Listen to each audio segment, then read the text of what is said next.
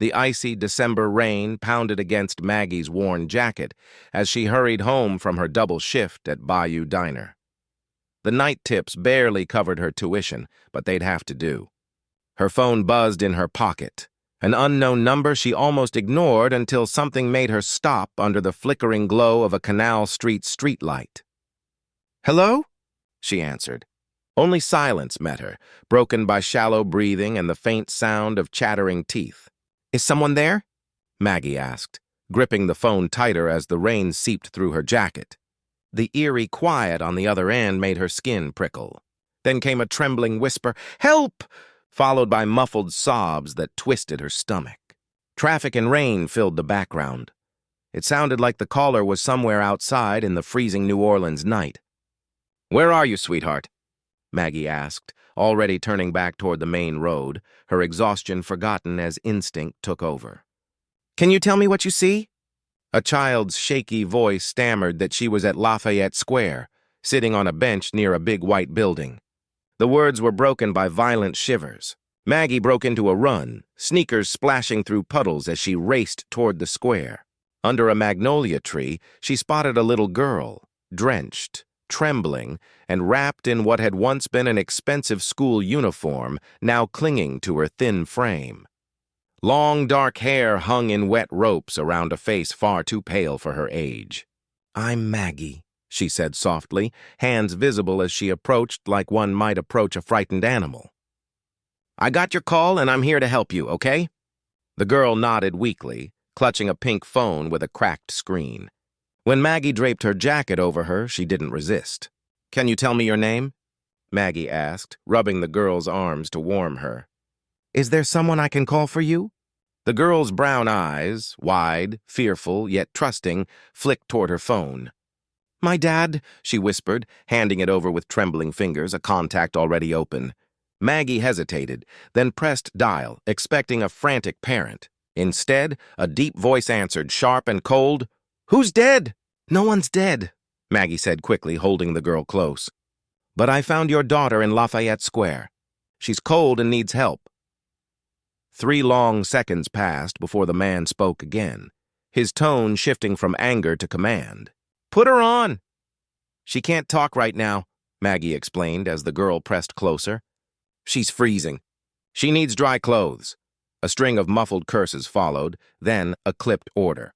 "Don't move. I'll be there in 8 minutes." Exactly 8 minutes later, 3 black SUVs skidded to a stop around the park. From the center, one stepped a tall man in an expensive suit, flanked by 2 security agents scanning the area. When the girl saw him, she tried to stand but nearly fell. Maggie steadied her as he approached with long, purposeful strides. "Penny," he breathed, relief cutting through his controlled tone as he dropped to one knee and wrapped the child in his jacket. Maggie stood aside, watching as he lifted her into his arms with unexpected tenderness. "You called instead of the police," he said flatly, eyes flicking over Maggie's uniform and worn shoes. "Why?" "She asked me to," Maggie replied quietly, retrieving her soaked jacket. "She didn't want the police." Something flickered in his eyes, surprise or maybe calculation. "You're a student?" he asked, voice measured. "Nursing at Tulane," she answered, uneasy as the security men formed a loose circle around them. "Is Penny going to be okay?" Carter's expression softened briefly as he looked at his daughter, now asleep against his chest. "Thanks to you," he said. "My driver will take you home. Samuel will get your information. I'd like to thank you properly." Before she could object, one of his men guided her toward a sleek black SUV, his polite tone leaving no room for refusal. "Mr. Carter insists," he murmured as he opened the door. The luxurious interior made Maggie suddenly aware of her soaked clothes and dripping hair. As they drove off, she caught a glimpse of Carter carrying Penny to another vehicle, his protective stance at odds with the disciplined precision of the men around him. "Mr. Carter owns several import businesses by the port," the driver said conversationally, meeting her eyes in the rearview mirror. "He's a very influential man in New Orleans." Maggie recognized the tone, a warning hidden in courtesy. "Import businesses," she repeated silently, recalling the man's first words on the phone. Who's dead? By morning, Maggie had almost convinced herself it was all a dream, until she stepped outside her apartment and found one of Carter's men waiting beside a black sedan. "Miss Bennett?" he greeted politely. Mr. Carter would like a word. The drive to the Garden District was short, but felt like crossing into another world, from her crumbling building to streets lined with towering oaks and grand antebellum mansions behind wrought iron gates. The Carter estate commanded a corner lot, its sweeping columns and wide verandas radiating old wealth and authority. "He's waiting in the study," said the housekeeper. Her tone clipped and professional as she led Maggie through the marble foyer. August Carter stood as Maggie entered the book-lined study, his presence filling the room. "Miss Bennett," he greeted smoothly, motioning to a leather chair opposite his desk. "Thank you for coming." "I didn't realize I had a choice," she replied, sitting down despite the tremor in her hands. Her eyes landed on a framed photo, Penny smiling between Carter and a woman with the same dark eyes. "How's your daughter?" For a moment, something raw crossed his face before it vanished behind control. "Physically, she's fine, recovering from mild hypothermia," he said evenly. "But there's more," Maggie said gently, leaning forward, intuition kicking in. He studied her before pouring 2 glasses of amber liquid from a crystal decanter. "Penny hasn't spoken since her mother's car accident 3 months ago," he said, placing 1 glass in front of her. "Until last night when she called you." Maggie blinked, remembering the receipt. "She must have found my number from the diner," she murmured. "You and she came in last week, didn't you?" Carter gave a short nod. "I'm sorry about your wife," Maggie said softly. "Ex-wife," he corrected, expression unreadable, though his grip tightened on his glass. "The accident happened after our divorce. Penny was supposed to be with her that weekend but stayed home sick." The implication hung heavy in the silence, survivor's guilt and fractured family grief. "I don't understand why I'm here," Maggie admitted carefully. "I want to hire you," Carter said, setting his glass down with finality. "Penny responded to you when she hasn't to anyone else. Not me. Her teachers or her therapists." Maggie stared, caught between disbelief and the unsettling feeling that this offer was more than simple gratitude. "I already have 2 jobs to cover tuition," Maggie protested, though even as she said it, her mind raced, calculating her hours, her loans, the looming rent increase.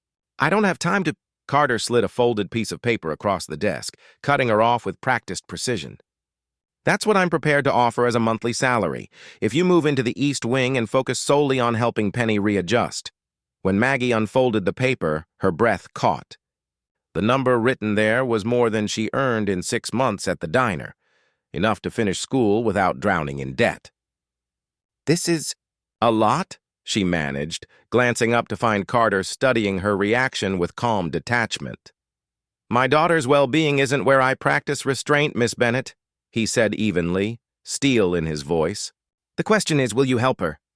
3 weeks later, Maggie had settled into her new life inside the Carter mansion. Penny's progress was slow but steady. Occasional nods, rare eye contact, and 17 spoken words Maggie logged carefully in her notebook. The East Wing was a quiet world apart, complete with its own kitchen, sitting room, and a small courtyard garden where they often sat among the flowers in companionable silence. It felt safe, separate from the main house where August ran his empire behind closed doors. That morning, however, the quiet routine cracked. Carrying a breakfast tray, Maggie turned a corner and froze. 2 unfamiliar men were leaving August's study, their low conversation halting the moment they saw her. The taller one's hand twitched toward his jacket before August appeared behind them. "Miss Bennett," he said smoothly, his eyes sending a silent warning. "Everything all right with Penny this morning?" Before she could reply, the shorter man spoke, his New York accent edged with disdain. "This the nanny you mentioned, Carter?" "Caretaker," August corrected, stepping slightly in front of Maggie. "Miss Bennett is helping my daughter through a difficult time." The taller man nodded, expression neutral but gaze sharp. "Admirable," he said, though the word lacked sincerity. "Family's everything in our business, isn't it, Carter?" That night, after Penny had fallen asleep, Maggie wandered the corridor restlessly. Voices drifted from the open study window below. She hesitated, then found herself edging onto the balcony. The Mendoza territory isn't up for negotiation, Harrison. August's voice carried through the humid night. Controlled, but dangerous. They've respected our boundaries for 3 generations. I won't be the first Carter to break that peace. Another voice answered sharply. The port expansion changes everything, August. Maybe your father stepped down too soon. Silence followed, long, heavy, and charged. Maggie's pulse quickened. She somehow knew that August's silence was more menacing than any outburst. When he finally spoke, his tone was low and lethal. Question my leadership again, and sentiment will be the least of your worries. Now get out of my house before you wake my daughter. The next morning, August appeared in the doorway as Maggie helped Penny button her cardigan. He was dressed simply, dark jeans, open collar, but the casual look did nothing to dull his intensity. I thought we might have breakfast on the veranda, he said, directing the invitation toward Penny, but glancing briefly at Maggie. The gardenias are blooming. Penny looked to Maggie for reassurance. That sounds lovely, Maggie replied softly, and the girl nodded.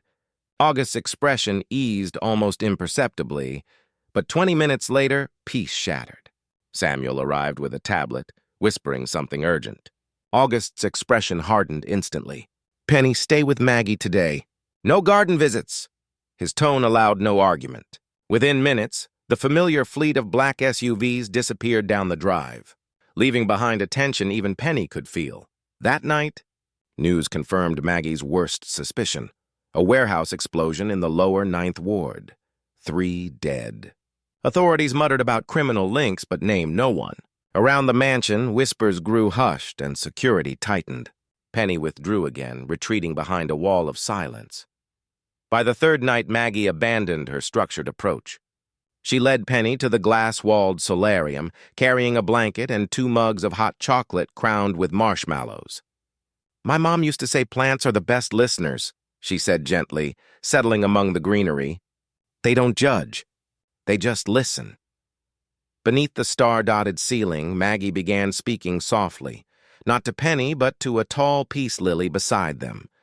I'm worried about someone I care about, she confessed. She's holding something heavy inside and doesn't know how to let it go.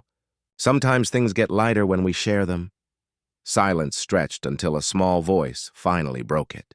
I saw them arguing, Penny whispered, eyes fixed on her mug. Mom and Dad, the day before the accident. Maggie didn't turn, didn't react, just nodded slightly, giving space for the words to keep coming. She said she was taking me away. That Dad's business was too dangerous. Penny continued, her voice trembling. I pretended to be asleep so they wouldn't stop fighting because of me. And then she was gone, Maggie said softly. And you've been wondering if things would be different if you hadn't gotten sick. The confession hit like a weight, the air thick with guilt and sorrow. I got sick the next day, Penny whispered, tears sliding down her cheeks. So I couldn't go with her. Penny nodded, her composure shattering. Dad doesn't know I heard them, she sobbed. He doesn't know that I know what he really does. Maggie's heart pounded. What do you think he does? She asked carefully. He hurts people who don't follow his rules, Penny said with haunting certainty. That's why those men came last week. Someone broke a rule. The chill that ran through Maggie was immediate, but she stayed focused on the trembling child beside her. Whatever your dad does, whatever happened with your mom, none of it is your fault. That broke the dam. Penny wept against her shoulder, her small frame shaking with weeks of pent-up grief. I miss her so much it hurts, she sobbed. Neither saw August standing silently in the doorway, his expression caught between shock, pain, and something deeper before he turned away without interrupting. The next morning, Maggie found him waiting in the kitchen, dark circles under his eyes. She spoke to you, he said, not as a question, but a statement layered with both gratitude and jealousy. About her mother, Maggie confirmed softly, keeping her hands busy with the coffee. She needs to process her grief without fearing it'll hurt you. Children often protect their parents from their own emotions. August nodded slowly, his gaze fixed on her. And what about you, Maggie Bennett? he asked, using her first name for the first time. Who protects you? The question made her look up, and for the first time his eyes didn't feel like those of a businessman. They felt human and dangerously close. The ringing in Maggie's ears drowned out everything at first. No sound, only the thundering pulse in her skull and the acrid tang of gunpowder thick in the air. Her vision wavered, edges blurring until August's face appeared above her. Shadowed, jaw tight, eyes burning with something between fury and fear. Maggie, he said sharply, voice cutting through the haze. His hand was at her throat, not in aggression, but to check the pulse pounding beneath her bruised skin.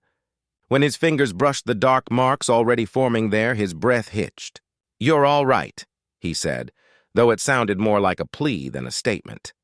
The lifeless weight beside her made Maggie's stomach lurch.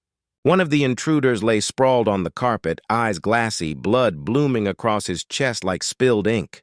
The other, what was left of him, was half hidden in the shadows near the window. Penny. Maggie pushed herself upright despite the fire in her throat, searching.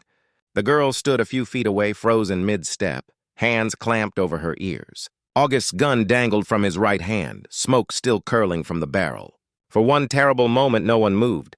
Then Maggie reached her.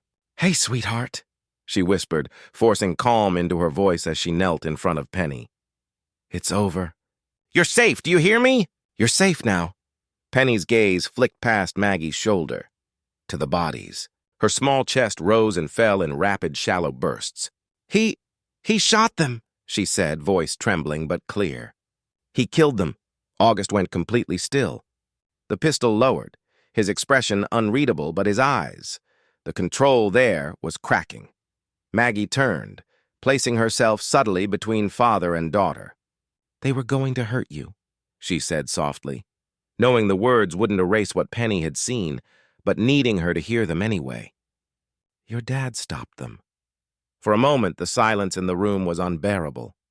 The steady drip of blood from the shattered table edge sounded too loud, too real. Then Penny did something unexpected. She stepped forward and pressed herself against her father's leg, burying her face there. August froze, as if he didn't know how to move. Slowly, almost uncertainly, he set the gun on the floor and wrapped an arm around his daughter's trembling shoulders. I'm sorry, Princess, he murmured into her hair. I'm so sorry you had to see that. Maggie looked away, giving them a sliver of privacy, even as her own hands trembled from the adrenaline wearing off. But when she glanced toward August again, she caught a look that stopped her cold, something unguarded, something almost human beneath all that control, gratitude, and a flicker of fear, because for the first time, Penny had seen who her father truly was, and August Carter knew there was no taking it back. Maggie. August's voice cut through the ringing in her ears as gentle hands lifted her upright. Breathe. Just breathe. You're safe now. Air scraped painfully down her throat as she coughed, lungs burning while August supported her back. His other arm held Penny close, the girl's face buried against him, shielded from the carnage on the floor. The others, Maggie managed to rasp. Neutralized, August said grimly, helping her to stand just as Samuel appeared in the doorway. One side of his immaculate suit smeared with blood. The property is secure again, for now. Hours later, once the chaos had settled and Penny slept under light sedation from the family doctor, August found Maggie alone in the solarium, her eyes unfocused on the glittering sky above. You saved her life today, he said quietly, settling beside her. They came for her because of you, Maggie replied. There was no anger in her tone, just truth. Because of what you do. For a long time, August said nothing. When he finally spoke, his voice carried a rare, unguarded honesty. Yes. The Mendoza family believed taking Penny would force me to surrender control of the port expansion. You're not just an importer, Maggie said, turning to meet his gaze. You run organized crime across half of New Orleans. I maintain order in a system that would exist regardless, August corrected, his eyes steady. The Carters have managed these territories for 3 generations. We prevent the chaos that comes when power changes hands.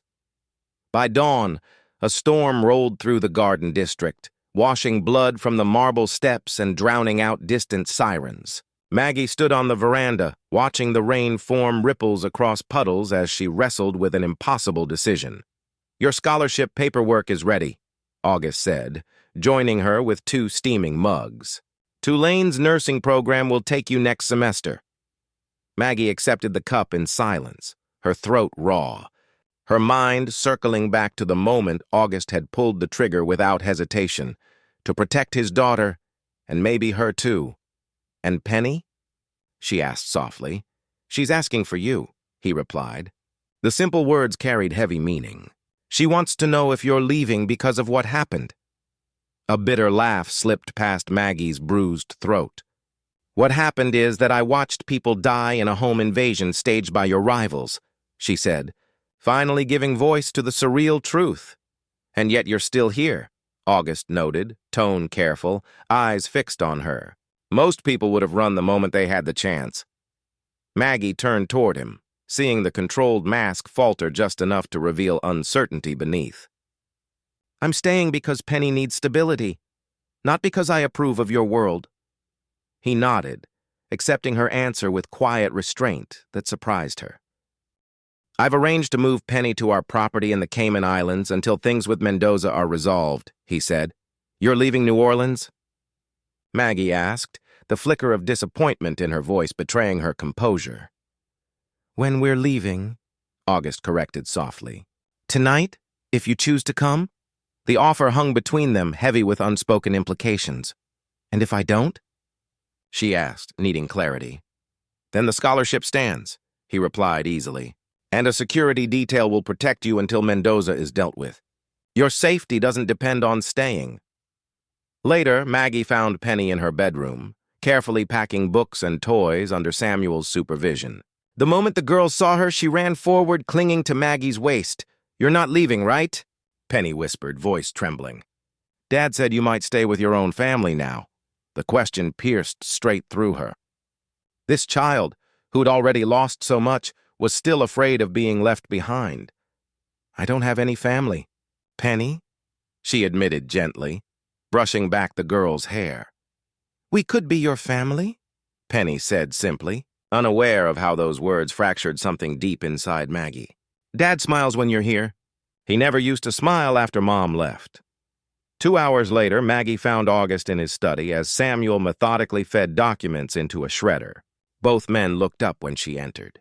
Samuel gave a knowing nod before excusing himself, closing the door behind him.